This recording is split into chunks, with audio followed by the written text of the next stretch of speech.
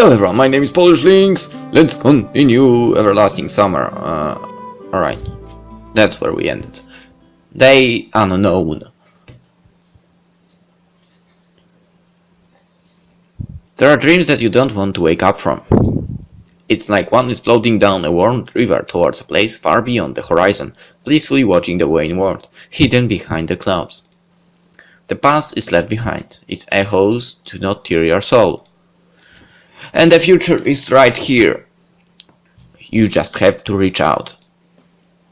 It doesn't matter what is waiting for you there. The very process of immersing yourself is in this very world of serenity and happiness is itself much more important. I've always believed that the universe was once in this state and one day it will return to it again. Our life is just a blink of an eye, just a second in comparison to the universe. The birth and death of stars is a minute and those of galaxies are hours. But even all of that, all put together, will not even be a day. Nobody thinks how to live each specific second, so does it really matter what each drop in a stormy river, running beyond the horizon of existence does? That's a mess. I opened my eyes and stretched blissfully. I had no desire to stand up as I felt like I was in perfect bliss, muffled in blanket. After all, I don't have to go anywhere. As usual, actually. And I don't have any plans. So why shouldn't I just sleep? I rolled over and stared at the old worn wallpaper covering the curved wall. I wonder how long ago the last time they renovated this room was.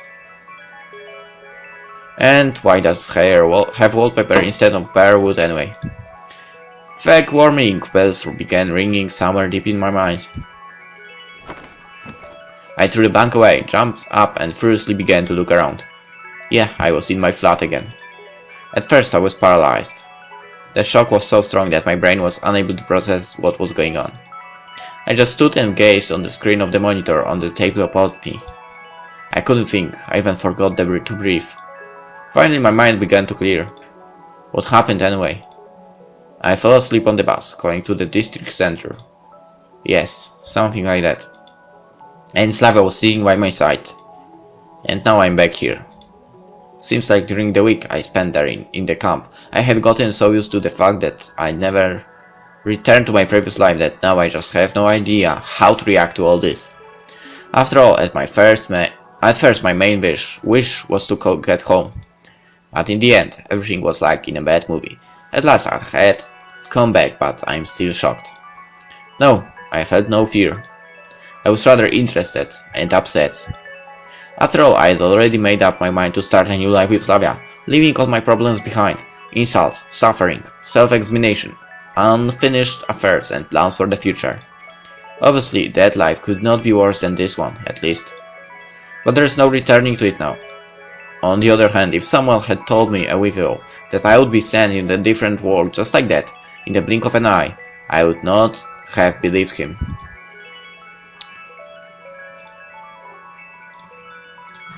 So what makes such fantastic event happening again so impossible? Moving my legs with difficulty, I went to the kitchen, got a glass of water and returned to the room. The ice cold liquid with a disgusting aftertaste of bleaching powder revived me to some degree. Now I have to decide what to do next. Suddenly I realized that I could not bear the silence. After turning the computer on, I launched a random song in the player and managed to calm down somewhat. And seriously speaking, what can I do? Recently I realized that absolutely nothing is up to me. By someone's will I was pulled out of my usual world and then sent back. No answers were found during the week in the camp. What's the point in speculating now? I must forget everything that happened like a bad dream. Maybe those were just hallucinations. I don't really care now. The only thing that prevented me from completely forgetting this short period of my life was Slavia. I recalled her smile and all the time we spent together. From the meeting on the very first day to the night in the forest and our departure from the camp. My heart furiously jumped inside my chest, spreading oppressive pain all throughout my body. I liked her at first sight. So gentle, caring, understanding. Just like the anime heroine, what was her name? The one who helped an antisocial fellow like me deal with depression. And if you think about it, there are no such people in real life. Slavia asked nothing in return. needed no encouragement, never expected to be understood or praised for her work. She just was being herself, a girl that cannot exist in real life. If you think clearly, that's really exactly what she was. It seems like I've seen one single, week-long dream. About the pioneer camp, Soviet teenagers and their camp leader, about warm summer nights and gatherings around a fire, about light-hearted children's games and simple human joys, about one moment that lasted a week and an everlasting summer. But not just seen. I've been there, I was part of everything. My eyes unwillingly filled with tears.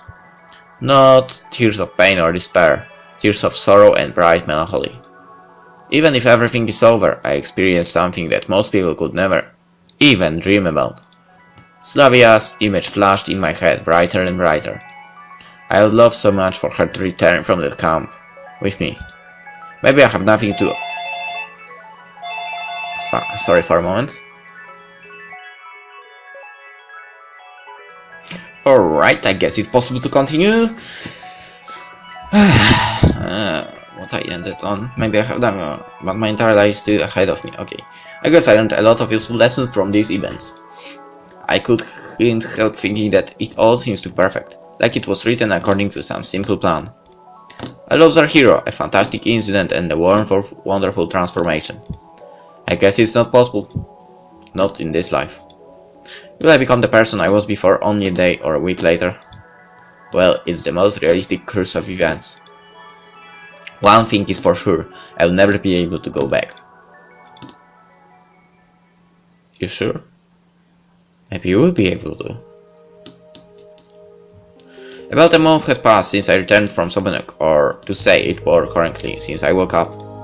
I returned to my usual life as a loner, surfing the internet for days, going outside on to shop. As expected, it began to suit me again. Well, obviously, moments of melancholy and depression occurred. A person like me just can't do without them, but at least lasted no longer than usual. Except those times when, while sleeping, I returned to that summer, that mysterious camp. But after awakening, I tried to banish these thoughts as soon as possible. After all, what's the point in dreaming of becoming a wizard? Even if miracles happen, and I was proof that they do, they happen completely independent of us. The word sweet doesn't give you a sweet taste, regardless of how often you pronounce it. But nevertheless, something has changed in my existence. Formerly, I didn't think ahead, didn't really care how long I would live, whether 1 week or 40 years, but now I looked forward to it with optimism. Not like I tried to change anything or to become a different person, but the world now seemed more understandable, not simple, not friendly, no, not friendly at all, but just understandable. Before I just couldn't cope with some events or facts, so I kind of realized that they were there for a reason. Now I started seeing life in something simpler. What happens for the best. Or at least it happens and I can live with it, and if I can't, I'm powerless in that case. I guess I started smiling more often, or at least I didn't carry that look of a deep universal frustration 24/7. Even my acquaintances on the internet obviously noticed some change in me, and their opinions agreed that these changes are good. Now I think I'm ready to live on. Thanks to Sovyonok and its inhabitants. Without them I wouldn't be able. It was the beginning of January. The city had barely recovered from the New Year hangover. The streets were almost empty during the day, not to mention the nights, when the only stranger walking down the street seemed extremely busy with some business, rushing somewhere for a reason that couldn't wait. I love the background actually now. I had no such reason, I just decided to have a little walk. It's necessary to get some fresh air sometimes. A winter's night is the best time to be alone with yourself. I always thought that true solitude can be felt in a crowd rather than in burning hot desert, boundless plain, or on top of a mountain covered with snow. In the stream of people, words, thoughts and aspirations, everyone had their own aim and direction. And I was the only one strolling among them, deserving no attention from others. Maybe they are like vectors, moving in different directions. They never meet at Cartesian coordinates. It's the same thing here. These people are walking, running in one direction, I am dragging along in the other. But did I feel lonely? Before? Yeah, but now, Highly unlikely. In the bright, blinding lights of the city, the noise of cars and the swirling crowds, I enjoyed a heavenly symphony of silence. But now the situation is slightly different. There's just me in the street, so I am alone, not only within my own self, but within the whole world. Being a sand grain in a desert is not the same thing as being a wet water drop in an ocean. In the crowd nobody noticed me, nobody paid any attention, but now everyone who peeks out the window or sees me while driving past will think, why can't he just stay home? Maybe he has some urgent matter. Suppose he's mad? Or is he just drunk? I never liked standing out from the crowd when it is not appropriate, so opposing society was never an option for me. But now it was different. As if I tried to yell at everybody, look! I can be happy too! You need your TV and your hot chocolate, but I just need the snow, the night, a dark room and a dull monitor screen. Look, I'm not any worse off than you. I felt sadness in my heart, but it was a serene sadness. Do I really need the things that they have and I do not? Maybe I will have something much more valuable. I did notice how I came to the bus stop of 410 Road. This brings back memories. I sat down and rummaged in my pockets, trying to find cigarettes. However, the packet was empty. Fine. I crumbled it up and threw it into the bin. Maybe I will get healthier. A lonely star was shining in the sky. Today I read on the internet that according to the calculation of scientists, one of the most beautiful astronomical events has already ceased to exist and we'll see it only decades later. Maybe this star has already exploded as well and now it is only a beautiful image in the night sky, somewhere near a lost planet on the edge of the galaxy. However, why does one or another thing exist? Is it simply because it just has shape and can be touched? Or is it because we believe that it exists? At first thought the answer is simple. But on the other hand, even if the star is gone, we can still see its cold light. Maybe it helped someone to get out of a snowy winter forest, gave someone hope, or a bit of warmth to someone else. Could a simple astronomical object that exploded God knows when do all this? Can billions of people believe in something that doesn't really exist? But belief itself never made an object real. At least none that I've ever heard of. The snowfall grew stronger. Now it was a real snowstorm. Midnight. It was about to leave, but suddenly someone emerged from the solid white veil and ran under the bus stop roof. It was clearly a girl, as she had a long ponytail hanging out of her hood. She stood with her back to me, so I couldn't make out her face. "Excuse me, has the last bus already left?" she asked without turning to me. Where can she be heading to so late? The 410 must be the most cursed road in the city. Not only does it sometimes take people away to another reality, but it can't even arrive when you want it to. There is one more bus coming, just after midnight, I think. "Thank you." The smile was clear in her voice. For some time I just sat silently, examining the girl.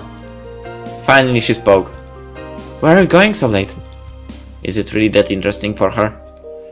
"Just having a walk," I answered thoughtfully. "And you? Are you here for something important?" "Well, not really. Just going home." "Where do you live?" I couldn't help asking. "Far away," she said vaguely. "And I live nearby." "It's a good area." I would say there couldn't be a worse one. I didn't have too many options. "You don't like it?" No, I got used to it by now. "I think that people can be happy anywhere they want." "Perhaps." "Well, think of it. People live even at the North Pole, in stations, I mean. And in the Sahara Desert. And in many other places. It's the people themselves that are the most important." It's difficult to disagree with you. My comment sounded so philosophical that I unconsciously smiled. "You don't sound to be honest to me." "No, why would I say that, madame?" She laughed quietly. "I think you're a good person." Now she turned and I realized why her voice, stature and everything else seemed familiar to me. Slavia stood in front of me. For a moment I lost the ability to speak, but just for a moment. Of course it could just be a girl who looks like Slavia from my dream. Or am I experiencing the strongest déjà vu? This city is not a pioneer camp. I'm not wearing a uniform, and it's not summer now. Trying to convince myself that it's just an illusion, I decide to ask a question. Have we met before? She carefully inspected me and smiled. I don't think so, but your face seemed familiar. Had you ever been to a pioneer camp as a kid? Of course not. She laughed. When I was born, they'd already been disbanded. Oh, right. Although, I had a dream recently. She thought for a second. Me too. I mean about the pioneer camp. Maybe that is where we've met. The girl said seriously. Possibly. By the way, my name is Slavia. Actually, my full name is Slaviana, but everyone called me Slavia. You can do that too. I was about to tell her that I know, but then I stopped short. After all, is it that important to know why Slavia from my dream is standing right here, right now in front of me at this frozen stop of the charmed bus number 410?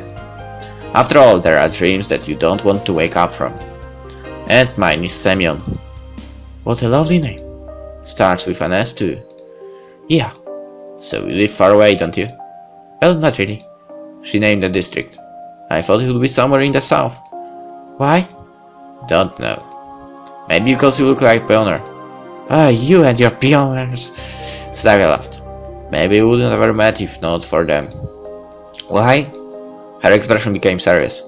Just a joke. Listen, we agree that the world exists because we believe in it? That's like some kind of subjective ideal. Slavia thought for a bit. This school of philosophy became close to me recently. Well, I don't know. I'm not that good with the subjects. What are your subjects then? She smiled. Different ones? No doubt. But it's just been few minutes since we met. But seems like it's been much longer. For some reason I got the same feeling. An awkward pause followed. The snowfall hissed east, but there was still no bus. I looked at my watch and assumed that it won't arrive at all. Slavia seemed to feel even colder by now, as her cheeks grew more red and her hands were now moving frenetically, trying to warm her body. Seems like the 410 bus is done for the day. I guess, she said sadly. If you want, I started after pulling myself together. What? You can stay at my place. But we've just met. She laughed. She didn't seem frightened even a tiny bit. Yeah, I understand, but it's so cold outside. Aren't you afraid? Slavia looked at me playfully. Me? Should I be? Who knows, who knows? I just suggested it. Don't think anything of that sort. I started to make excuses. I understand. She laughed. If you don't mind, of course. Even if it seemed impossible, she flushed even more. Should we go? Let's wait a bit longer. Maybe it will arrive. Oh, right. So what do you do in your spare time? Slavia asked after a while. Well, work at home, kinda. I just couldn't tell her that I do nothing. Sounds good. Why? Don't know. You have a lot of free time. You don't have to go anywhere, and so on. And you? I was trying to change the subject somehow. I'm studying. Getting an ethnographer's degree? What is that? Slavia asked seriously. Never mind. I'll be an ecologist. Well, a career to be proud of. We chat about random things and the bus was still nowhere to be seen. It was past 1 already. The time passed by so fast. I guess Slavia understood my thoughts. Shall we go? She smiled. I stood up and headed slowly towards my house. She carefully held onto my arm and looked into my eyes. You know, I'm sure that this year will be better than the previous one.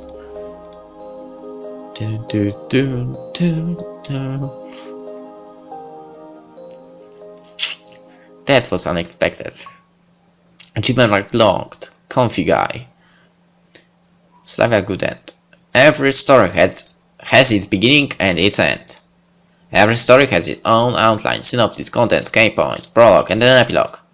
And there is no book which, if you read again, would not reveal new details you didn't notice before. Every story has its beginning and its end. Almost every.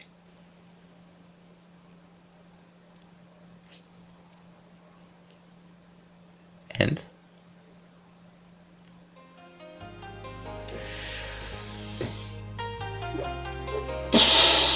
alright, so that would be it!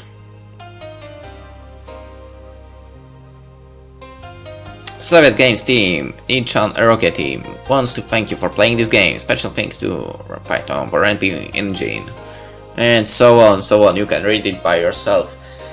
Oh god damn it. Wait, I don't know that scene. Please come back. He was dancing with her at some point? Don't know that picture as well. Well, whatever. Alright, so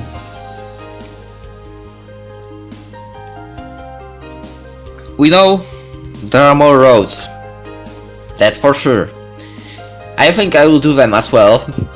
However, now it's possible to skip a bit of text in the game, which, well, at some point might be good or bad, well, or whatever. Because we have a good end with Slavia, I think we can somehow manage to get a bad end at the same point. So I will check to actually how to do this. Maybe load something, because I have like over 20 save points in the game, and we'll see. The bad end and the other endings, and oh my goodness, I don't know, but I have a feeling it might be longer than with Sunrider. We'll see. Alright, hope you enjoyed that first ending of the game with Slavia. Happy ending, and see you in the next one. Bye.